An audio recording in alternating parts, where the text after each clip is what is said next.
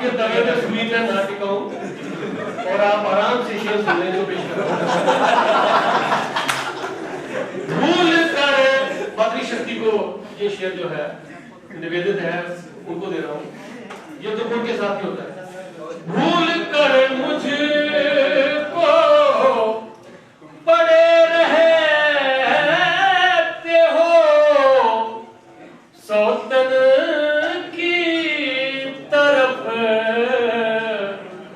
घोल कर सौतनी क्या तुझको पिला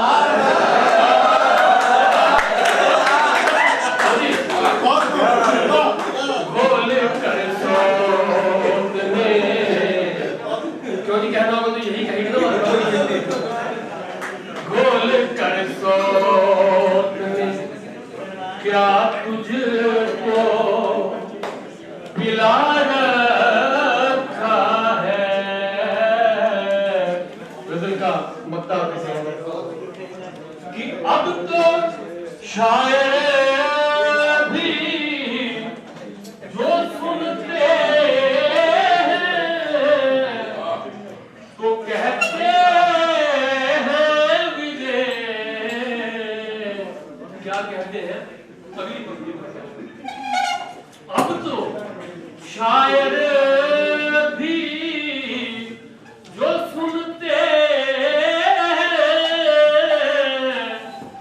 तो कहते हैं विजय। तेरी गजलों ने जमाने को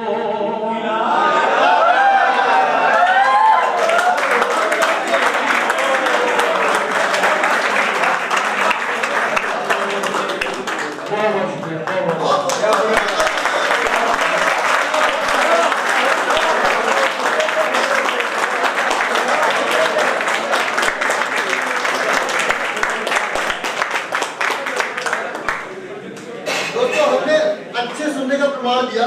बहुत खूब सुना आप लोगों ने। थोड़ी सी गड़बड़ी हुई थी, इन्होंने की है। बेटा अगली बार सजा मिलेगी आपको। मुझे यहाँ आने का टाइम मिला। सरस्वती को वंदन नमन करते हुए आज इस कवि सम्मेलन में विराजमान स्काइट कॉलेज के डायरेक्टर विजय ब्रिगेडियर विजय जी, एमडी पंकज गोयल जी, वह मेरे राजनीतिक मार्गदर्शक के छोटे ब्रदर परम सम्मानित प्रोफेसर मनचंदा जी, कवियों में मैं अपनी ओर से नमन करूं भाई विजय गुरदासपुरी जी,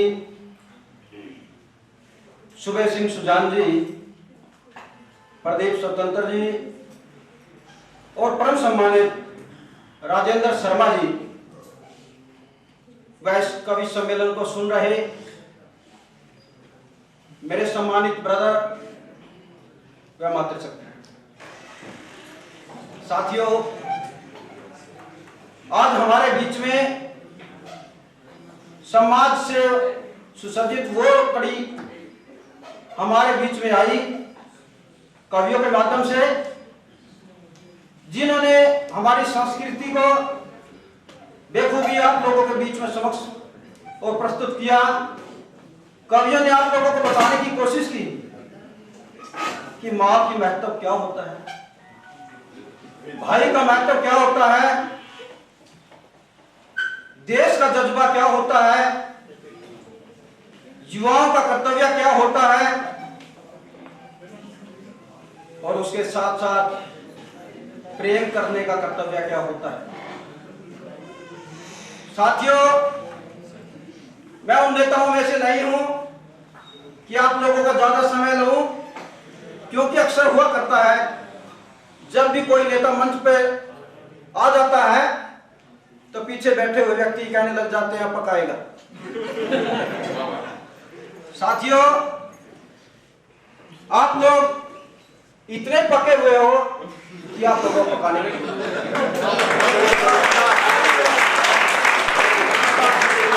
क्योंकि पका हुआ शब्द मैंने इसलिए यूज किया कि आने वाले समय में जो आप अपने हाथों से भारत का भविष्य लिखने जा रहे हो, वो भविष्य इतिहास के पन्नों के ऊपर आप लोगों की एक अनूठी छाप छोड़ने जा रहा है। आप लोगों के पद चिन्हों पर चलते हुए आने वाला जो समाज होगा, आने वाली जो जनरेशन होगी, वो बढ़ेगी। आप लोगों में से कोई साइंटिस्ट बनेगा, कोई ऐसे ऐसे उपलब्धियां हासिल करेगा जिसको आने वाला समाज नमन करेगा। और नमन उसी व्यक्ति को करता है जो हर तरह के दुख और संकट, ऊंचाई और अच्छाई और बुराई सभी में से निकलकर और सभी बातों को झेलता हुआ आगे बढ़ता है। इसमें मेरे जैसे आम आदमी को भी आने का मौका मिला, क्योंकि जब भी कवि सम्मेलन हुआ करता है और उस कवि सम्मेलन के अंदर कोई मेरे जैसे मामूली का आदमी को बुला लिया करता है, जाने से पहले ही पिंडियां कांपने लग जाती है, शरीर थर-थर कांपने लग जाता है कि कुछ नहीं पता होता कवि का निशाना किधर और किसकी ओर चला जाए। इसलिए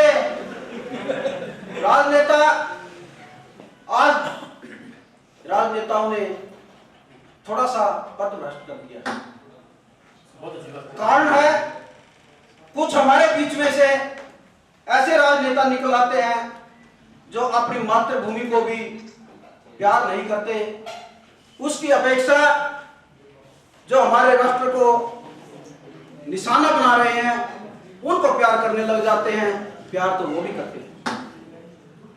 मैं आप लोगों के माध्यम से ऐसे नेताओं को एक समझ देना चाहूंगा।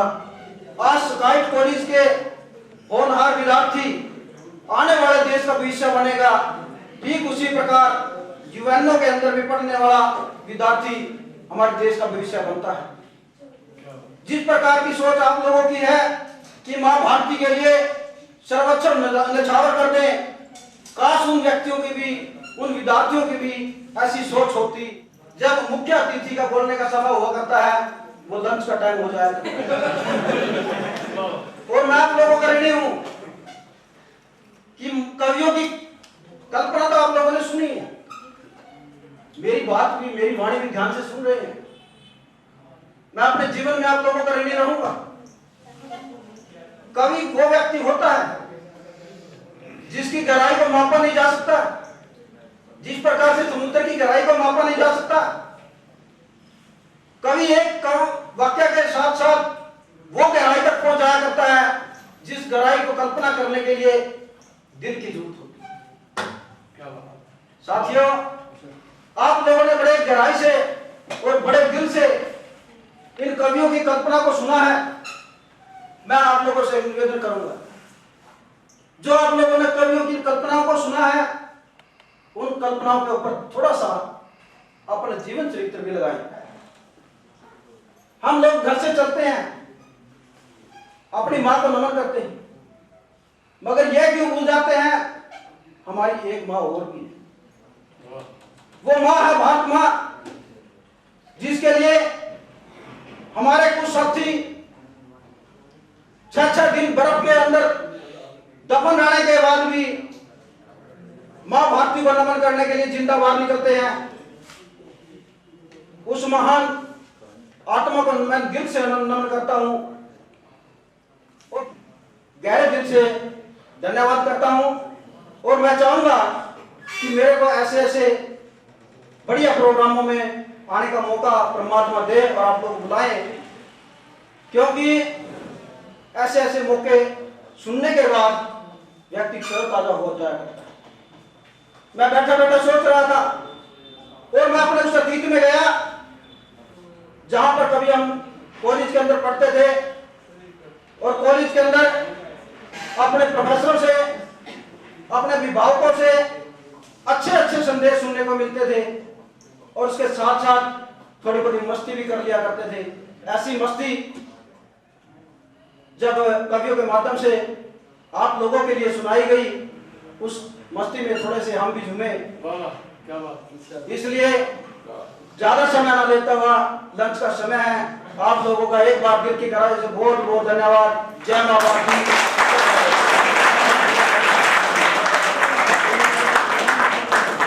चाहता हूँ दोस्तों आपके लिए एक बार ज्यादा जोरदार तालियां हो जाए। बहुत